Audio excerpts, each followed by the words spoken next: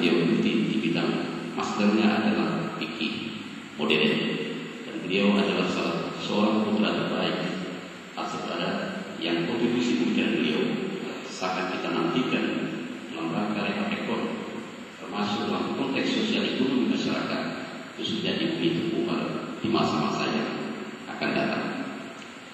Dan pekerjaan beliau adalah sebagai Ketua Sekolah Tinggi Agama Islam. Sampaikan kepada kita semua adalah diskusi 4 tahun tsunami, refleksi tahun 2008 dan menyusul tahun 2009. Tentu sebelum kesempatan ini kita berikan kepada beliau, tentu pada bulan kita sampaikan apresiasi kepada pemerintah pusat dan pemerintah daerah yang telah begitu sangat bijak menata tatanan peranata sosial kehidupan masyarakat dalam konteks Anglo Aceh hari ini menyelamatkan perdamaian melalui sebuah memorandum of understanding yang telah kita peroleh. Tentu adalah harga yang sangat mahal yang harus kita selamatkan semua. Paling tidak bahwa diskusi kali ini akan merujuk ke arah-arah yang lebih individual, yang lebih ketimuran dengan sikap-sikap kearifan lokal. Bapak Ibu yang berbahagia,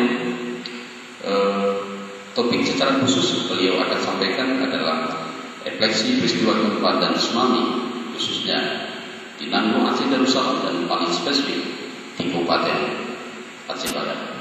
Dalam topik yang beliau sajikan ada sejumlah entry point yang kita ingin sampaikan. Pertama adalah perubahan perilaku sosial masyarakat yang sangat memprihatinkan akhir-akhir ini.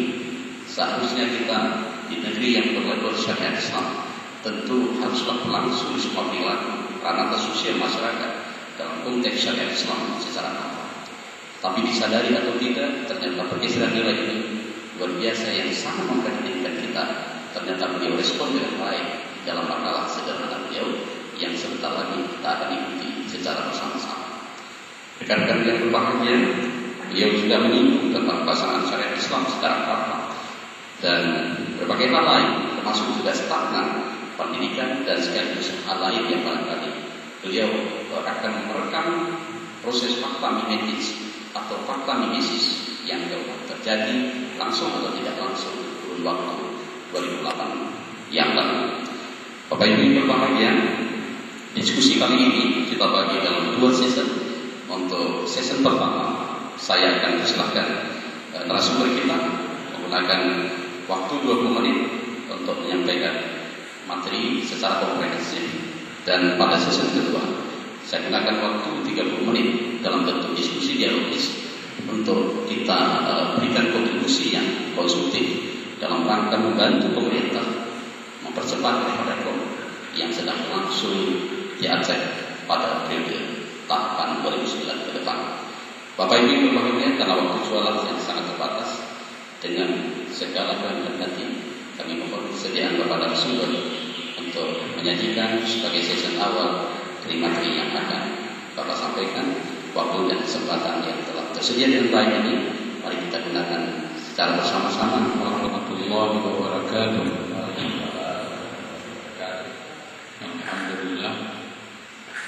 Alhamdulillahirabbil alamin, wassalatu wassalamu ala asyrofil anbiya'i wal mursalin wa ala alihi wa sahbihi ajma'in. Amma ba'd.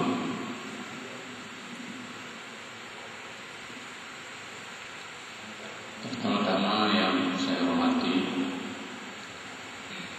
saudara moderator yang telah memberikan sedikit waktu untuk kami menyampaikan sebuah topik refleksi 4 tahun peristiwa gempa dan tsunami. Kemudian kepada Direktur DSF, kepada rekan-rekan dan peserta yang kami muliakan, Bapak dan Ibu-ibu yang berbahagia,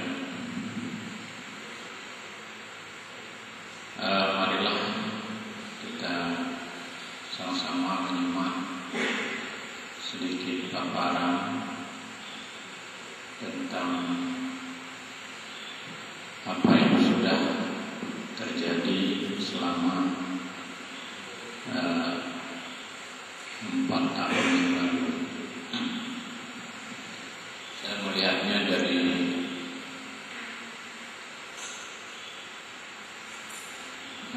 bukan melihat dari sudut angka-angka atau eksak, tapi melihat secara global, sehingga bisa kita ketahui apa yang sudah dan apa yang perlu kita lakukan. Saudara-saudara sekalian, gempa dan tsunami sebenarnya bagi kita manusia yang bukan hanya umat Islam, untuk mendengar kata-kata gempa aja sudah takut.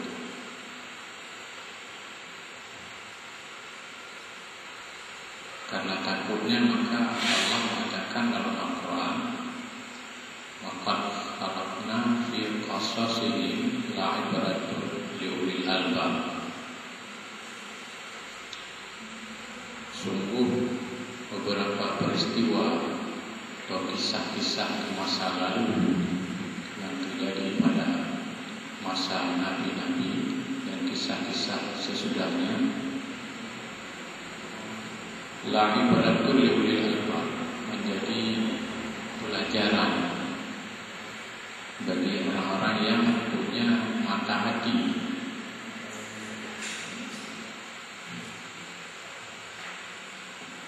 Saudara sekalian, ternyata peristiwa tersebut terulang kembali. Nah, ini Allah menilai bahwa yang meninggal yang sebarang hampir 30.000 dosa. Kemudian kerugian mencapai 42,7 triliun. Kenapa peristiwa terbesar itu berbarengan terjadi? Pertama di daerah yang berlabel Serafinah.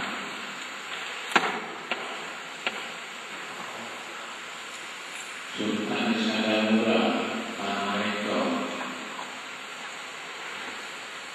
Ternyata saudara saya, karena Allah membuka kepada pemuda Aceh yang diterazimi narkoba, pemuda penghuni pada malam Natal berpesta bugil di pantai, kemudian joget-jogetan dan mabuk-mabukan. Allah membuka juga kepada rakyat Aceh yang mempermainkan syariat Islam dengan nyata. Allah juga membuka kepada rakyat Aceh karena perang saudara. Allah membuka kepada laki-laki dan wanita yang berani berpacaran di pinggir masjid dan musala. Allah membuka kepada pemimpin dan pejabatnya yang KKN semakin menggila. Dan Allah membuka kepada hakim-hakim yang tidak adil dan suka meminta-minta padahal sudah diberikan gaji oleh negara. Itu artinya manusia dan orang Aceh belum lagi mengambilinya, belum lagi menjadikan al-qasas, peristiwa-peristiwa masa lalu menjadi musibah. Kenapa? Karena musibahnya orang Aceh belum memiliki intelektual atau ulul albab, apa yang disebutkan Allah.